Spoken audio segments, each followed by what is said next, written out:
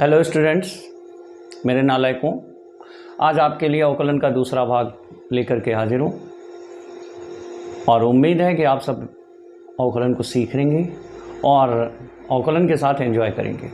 ठीक है, तो चलिए शुरू करते हैं। आज दूसरा फलन, कल हम लोगों ने पढ़ा था अलजेब्रिक फलन, आज दूसरा फलन पढ़ेंगे लॉग एक्स। तो इस प्रकार के ग्राफ को जब हम इस प्रकार के ग्राफ को प्राप्त करते हैं तो ये ग्राफ कहलाता है log बेस 10 का ग्राफ। log बेस 10 पे x ये होता है fx इक्वल log बेस 10 पे x का ग्राफ। तो अगर ऐसा कोई दो राशियों में तुलना करते समय अगर ऐसा कोई फलन हमें मिलता है तो इस फलन का किस प्रकार अवकलन करते हैं आज हम लोग ये जानेंगे। पहले ये जानेंगे कि प्रथम सिद्धांत से इसका कैसे करते हैं। हाँ, यहाँ पर जो हम करेंगे वो बेस ई के लिए करेंगे, आधार ई के लिए करेंगे। अभी हम आपको लॉग यानी कि लॉगरिथम अर्थात लघुगणक के कुछ इस फलन के अपने गुण हैं जिनको हम कैलकुलस में प्रयोग करते समय प्रयोग करते हैं। तो हम लोग देखेंगे लॉग एक्स को।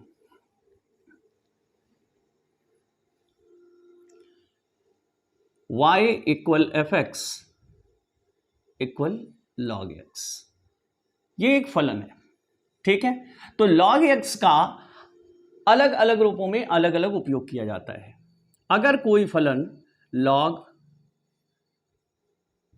m इंटू n किसी भी बेस पर है, चाहे वो e पर हो चाहे m पर हो, तो इसे हम लिख सकते हैं log बेस e पर m plus log base e पर n। मतलब अगर log के साथ कोई दो वैल्यू ली गई है और वो गुणे में है तो उन दोनों वैल्यूओं को हम योग के साथ लिख सकते हैं। अगर हमारा फलन इस तरीके से लिखा हुआ है log बेस e पे m बटे n, तो इसको लिख सकते हैं हम log m minus log n, और इनके बेस यानी कि आधार वही बने रहेंगे। ध्यान रहे, इसमें किसी के बेस नहीं बदलेंगे, बेस वही रहेगा, माने आधार वही रहेगा। अगर इसे हम इस तरीके से लिखते हैं,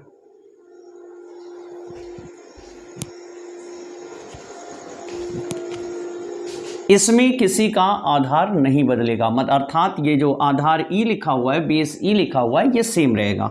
अगर यही फलन इस तरीके से लिखा हुआ है log बेस ई पर m to the power n, और ये सभी फलन के बराबर है, y के बराबर है, तो इसका प्रयोग कैलकुलस में बहुत ज़्यादा होता है। log पावर पीछे आ जाती है n log बेस e पे m। ठीक है, अगर लिखा हुआ है log बेस a पर b गुणे log बेस b पर c, इसकी वैल्यू इसका बेस दोनों अगर सेम होते हैं तो ये कैंसिल हो जाते हैं और लिखा जाता है log बेस a पर c, इसका बेस और इसकी वैल्यू। अगर y equal log base a पर b है तो इसे हम ऐसे भी लिख सकते हैं 1 अपॉन log बेस b पर a। ठीक है, तो ये तो हुई log की कुछ अपनी प्रॉपर्टी, कुछ अपनी वैल्यू जिसके आधार पर हम log की वैल्यू अलग अलग टर्म में निकाल सकते हैं। मतलब अगर log में x के टर्म में दिया गया केवल सिंगल वैल्यू है तो ये स्वतंत्र चर है, यहाँ पे कोई भी वैल्यू रख सकते हैं। लेकिन अगर x के स्थान पर अलग अलग वैल्यूज दी गई हैं, जैसे m इंटू n है, तो उसे इस तरीके से प्रोसेस कर सकते हैं। इस संक्रिया का पालन करते हुए गुणन की बड़ी वैल्यू को छोटी छोटी वैल्यू में तोड़ सकते हैं। अगर विभाजन है माने भाग देना है तो उसको हम इस तरीके से खोल करके लिख सकते हैं। और अगर पावर लगी हुई है तो n पीछे ले आते हैं log बेस e पे m। अगर इस तरीके से हमें कहीं पर आधार वगैरह बदलना होता है तो हम गुणन करके आधार अपनी इच्छित आधार पर ले आते हैं वैल्यू को, और इस तरीके से log a पर वैल्यू b है बराबर log बेस b पर वैल्यू a है। अर्थात कहने का तात्पर्य यह है कि log के ये गुण हम कैलकुलस में प्रचुरता से प्रयोग करते हैं, बहुतायत मात्रा में प्रयोग करते हैं, बहुत अधिक मात्रा में प्रयोग करते हैं इस फलन को हल करते समय। बहुत जगह पर कैलकुलस में ऐसे फलन आते हैं जहां पर उनका लॉग लेना होता है, तो लॉग लेने के बाद हम इन गुणों का उपयोग कैलकुलस में करते हैं। अब यहां पर देखेंगे कि हम लॉग का अवकलन कैसे करते हैं, और पहले तो देखेंगे प्रथम सिद्धांत से उसका अवकलन।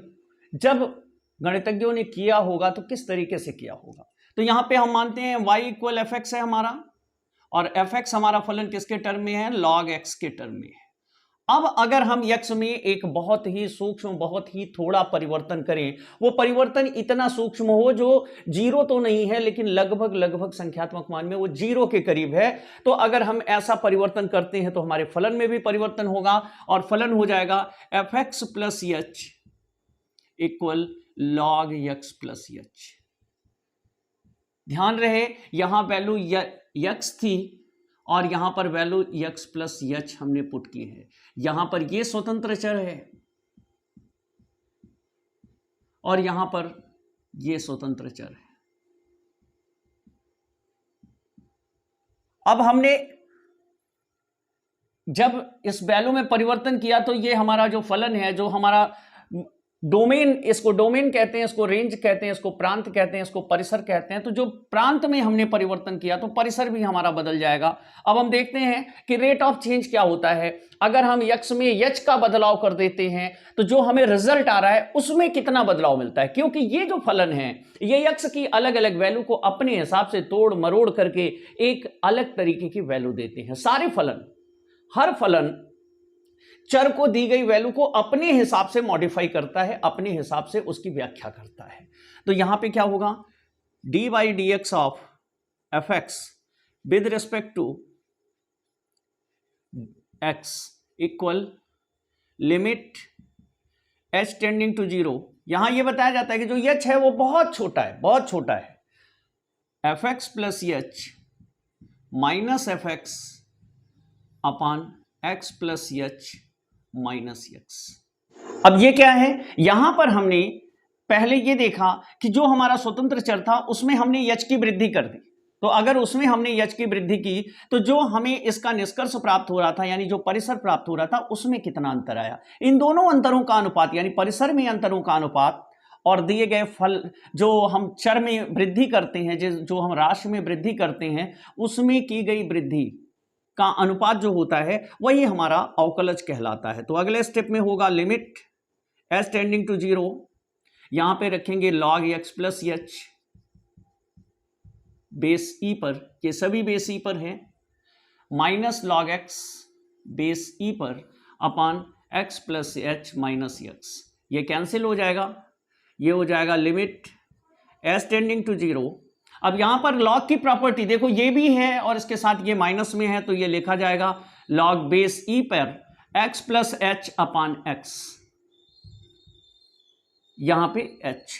अब हो गया limit h tending to zero, इसे लिख सकते हैं log 1 plus h upon x. इसके हर को अलग अलग कर देंगे upon H.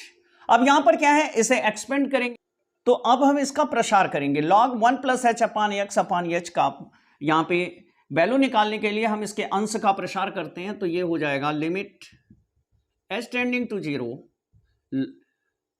H upon x minus h upon x का होल स्क्वायर बटे 2 प्लस एच अपॉन एक्स की होल क्यूब बटे 3 minus and so on upon h. अब पूरे में से वैल्यू कॉमन ले लेते हैं h upon x,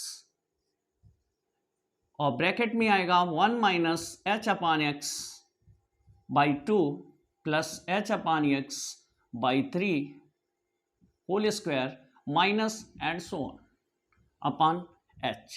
then h से एच कैंसिल हो जाएगा, 1 upon x into 1 minus value put करेंगे एच की plus 0 and minus so on, ये वैल्यू मिलेगी हमें 1 अपॉन एक्स। तो इस तरीके से देखा आपने कि log x का जो अवकलज होता है वो 1 अपॉन एक्स के रूप में प्राप्त होता है। अब इसी को जब हम डायरेक्टली कैलकुलेट कर रहे होते हैं, अवकलज निकाल रहे होते हैं, तो यहां पे लिखते हैं rate of change of log x with respect to x, और इसकी वैल्यू हम डायरेक्टली पुट कर देते हैं 1 अपॉन x। तो हमारे मैथमेटिशियनों ने, हमारे गणितज्ञों ने इसको सरल करने के लिए उन्होंने यहां पर log x के साथ साथ बहुत सारे फलनों के अवकलन निकाल करके रखे हुए हैं, जिनका उपयोग हम कैलकुलस में इक्वेशंस को, क्वेश्चंस को सॉल्व करते समय इस वैल्यू को डायरेक्टली यूज करते हैं। तो चलिए अब देखते हैं हम इसको एग्जाम्पल के माध्यम से कि इसका यूज कैसे होता है और कैलकुलस के जो प्रॉब्लम्स हैं हम उन्हें सॉल्व कैसे करें। तो हमारा एग्जाम्पल है y equal log x to the power 5। अब मान लीजिए ऐसा फलन आपको मिलता है, तो log के साथ एक अलजेब्रिक फंक्शन जुड़ा हुआ है। इस अलजेब्रिक फंक्शन को सॉल्व करने के लिए हम log की प्रॉपर्टी का उपयोग करेंगे। log का गुण पीछे आपने नोट किया होगा, उसमें देखते हैं कि अगर log के जो स्वतंत्र चर होता है log के साथ, अगर उस पर कोई पावर है तो उसे हम पीछे ले जा सकते हैं। तो यहां पर हम करेंगे 5 log बेस e पर x। ठीक है, ध्यान से देखना।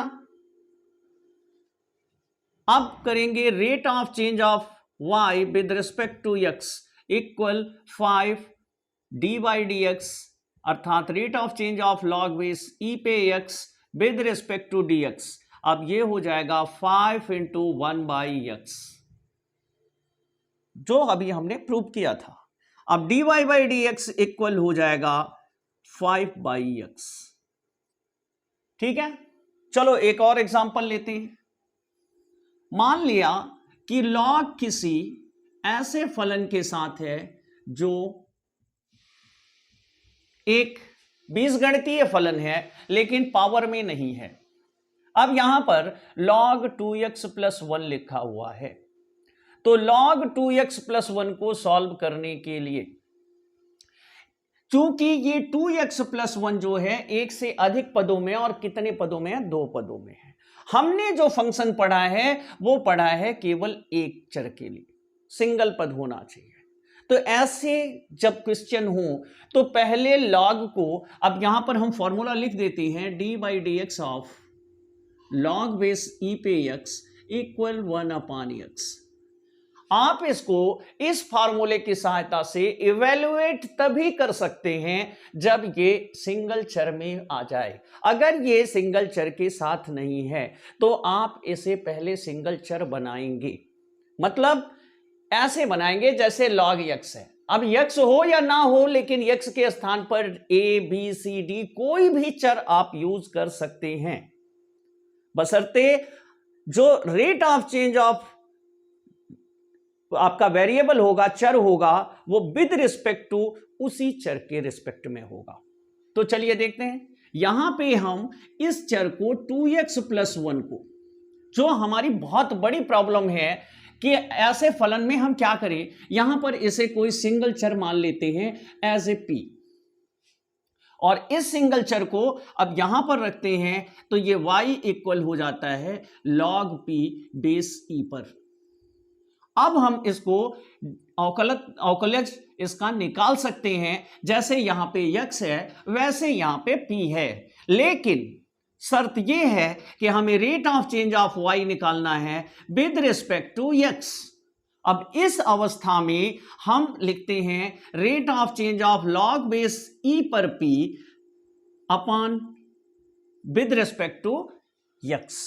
अब देखिए समस्या यह है कि x में चेंज लाने पर आपको log बेस e पर 2x में होने वाला चेंज बताना है कि अगर हम x में कोई भी चेंज लाते हैं, अगर हम इस वेरिएबल में कोई भी चेंज लाते हैं तो उसका जो परिणाम आएगा वो log बेस e पर 2x प्लस 1 के चेंज के बराबर होगा। मतलब x में अगर कोई बदलाव किया जाता है तो y में बदलाव क्या होगा वो बताना है। लेकिन यहां पर आपका सवाल क्या कह रहा है कि x में बदलाव करने पर p में क्या बदलाव आएगा। तो भैया p तो कुछ है ही नहीं हमारे पास, p तो हम इन दो फलनों को एक करने के लिए मान रखा है। तो हम क्या करेंगे, यहां पर ऑपरेटर यानी जिसके रिस्पेक्ट में आप अवकलज प्राप्त कर रहे हो उसे बदलेंगे। अब यहां पर इसी चर के सापेक्ष dp अपॉन dp से मल्टीप्लाई और डिवाइड दोनों कर देंगे। उसके बाद इसको बदलाव में लाएंगे, इसको यहां लाएंगे, इसको यहां ले जाएंगे। ये हो जाएगा D by D P of log x log base e पर p into D P by d x. अब यहां ध्यान दीजिए, ये सेम इसी तरीके का इक्वेशन बन गया है। यहां पर x है, यहां पर p है, यहां पर x है, यहां पर p है, अर्थात इसे हम उसी के टर्म में, जैसे log x का rate of change of log x with respect to x में इसे 1/x लिखते हैं, वैसे इसे 1/p लिख देंगे और यहां लिखेंगे dp/dx। अब p की वैल्यू हम वापस पुट कर देते हैं, 1/2x plus 1 into d2x plus 1 by dx, और वैल्यू के पुट करते ही ये हो गया 1/2x प्लस 1 और इंटू 2dx/dx प्लस d1/dx, और यहां पर ये वैल्यू हमें मिलती है, इधर देखते हैं,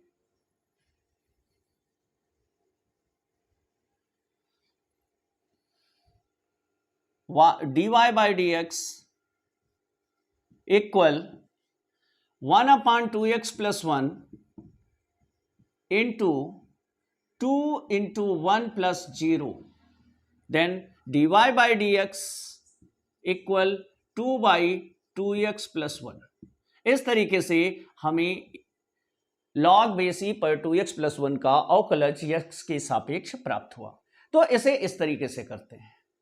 कभी कभी यही फलन किसी दूसरे फलन के साथ आ जाता है। अब यहां पर इस तरीके के फलन को हम निहित फलन कहते हैं। निहित इसलिए कि हम इन दो चरों को एक चर में इवेलुएट कर देते हैं, रूपांतरित कर देते हैं, बदल देते हैं, निहित कर देते हैं, उसके अंदर उसको समा देते हैं, निहित हो जाता है, मतलब 2x प्लस 1 p के अंदर समा जाता है।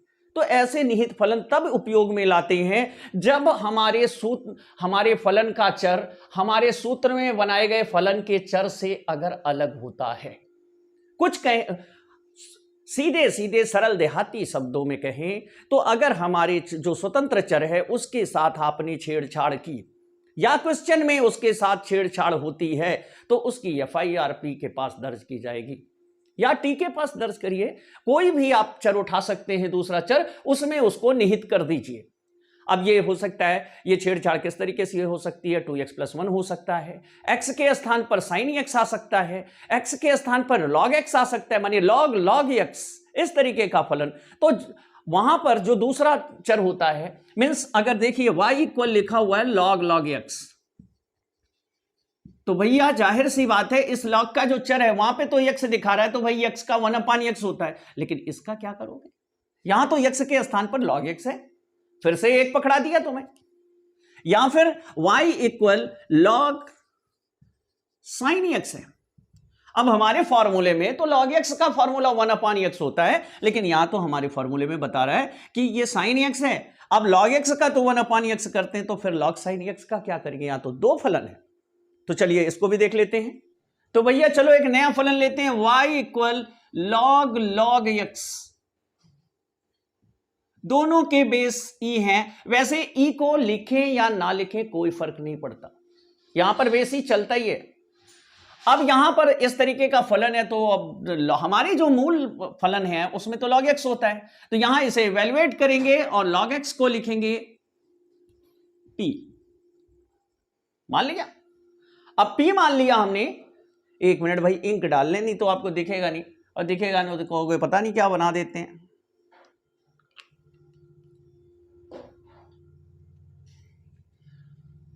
अब हम अपने मूल फलन को सूत्र के रूप में ढालने के लिए लिखेंगे y equal log base e पर p। अब अवकलन करेंगे d/dx, यानी कि rate of change of y with respect to x equal rate of change of log base e पे p अपॉन dx।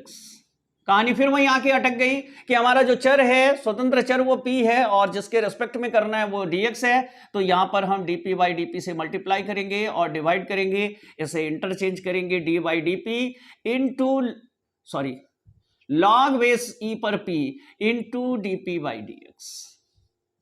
अब हमारा ये फॉर्मूले के फॉर्म में आ चुका है, और फॉर्मूले के फॉर्म में आने के बाद rate of change of y with respect to x, इसको हम लिख सकते हैं 1/p इंटू dp/dx। तो भैया आप मूल फलन में वापस लाने की प्रक्रिया करेंगे इसको, rate of change of y with respect to x equal 1/p, तो p की वैल्यू रही भैया 1/log base e पे x into d log base e पर x अपॉन dx। तो लो एक बार फिर से स्वतंत्र चर का हो रहा है। अभी हम आप इसको डायरेक्ट करना भी बताएंगे, अभी रुके रहिए, लास्ट में डायरेक्ट कैसे करते हैं, क्योंकि बड़ी सवालों में से हम डायरेक्ट करते हैं। तो ये हो गया log base e पर x इंटू 1/x, क्योंकि log x का तो 1/x होता ही है। अब ये हमें मिल गया rate of change of y with respect to x log base e पे x इंटू 1/x। ठीक है, तो चलिए इसको डायरेक्ट करने का तरीका समझते हैं। कैलकुलस का सिद्धांत कहता है कि अगर एक फलन है, दो फलन है, तीन फलन है, चाहे जितने फलन जुड़े हुए हैं, हर सभी का अवकलज आपको निकालना है। तो सिंपल वे में समझते हैं, dy dx of y equal, जब आप पहले चलते हैं तो पहले आपको log मिलता है। तो log का हमें बताया गया है कि log में जो भी स्वतंत्र चर जुड़ा हो उसे आपको बटे में ले जाना होता है। जैसे dy dx of y equal log base e पर x, dy dx of log x, इसकी वैल्यू होती है 1/x। तो अगर ये वैल्यू 1/x है तो इसका मतलब है कि log के साथ जो चर लगा हुआ है वो बटे में जाएगा। तो यहां log के साथ जो चर लगा हुआ है वो बटे में ले जाएंगे। कोई तकलीफ हुई हो तो कमेंट में बता देना। अब इस log से आगे बढ़ते हैं तो भैया फिर एक log मिलता है, तो उसके साथ भी वही काम करना है, उसका जो स्वतंत्र चर है उसे बटे में ले जाएंगे। हो गया। उसके फिर आगे बढ़ते हैं तो हमें स्वतंत्र चर मिल जाता है और स्वतंत्र चर की वैल्यू 1 होती है। तो कुल मिलाकर पृथ्वी गोल है और घूम फिर करके हम वहीं पहुंच जाते हैं। और इस तरीके से हमें वही वैल्यू प्राप्त हुई जो पिछले इक्वेशन में प्राप्त हुई थी, जिसमें हमने p मान करके किया था। तो इस तरीके से हम log के फलन का अवकलन करते हैं। अभी हम पार्ट पार्ट में इंडिविजुअली अलग अलग एक एक फलन का देख रहे हैं, और जब सारे फलनों के बारे में जानकारी हो जाएगी तब हम इन फलनों को मिला करके अवकलन कैसे किया जाता है उसे बताने की कोशिश करेंगे। ठीक है, पढ़ना जिंदगी का अहम उद्देश्य है। जिस उम्र से हम गुजर रहे हैं उस उम्र में पढ़ना ही आपका मूल कारण है। पढ़ा इसलिए नहीं जाता कि आपको जॉब मिले, पढ़ा इसलिए जाता है कि हम अपने पूर्वजों द्वारा पाए गए ज्ञान को जल्दी से ले ले। हो सकता है हमारे दिमाग में उस ज्ञान की कोई आगे की कड़ी आ जाए और हम भी इस देश इस दुनिया को अपने ज्ञान का योगदान दे जाएं। तो पढ़ने का मूल उद्देश्य ये है, और जब आप पढ़ेंगे ही तो नौकरी और सफलता खुद ब खुद आपके कदमों में आकर गिरेगी। ये मेरा वादा है और ये मेरा दावा है। इसलिए पढ़ते रहें, पढ़ करके एंजॉय करते रहें। पढ़ाई में जब एंजॉय आने लगेगा आपको तो आप जिंदगी के सफलतम इंसानों में की ओर बढ़ना शुरू कर देंगे और एक दिन सफलता के झंडे जरूर गाड़ेंगे। ठीक है, तो मिलते हैं आपसे नेक्स्ट वीडियो में।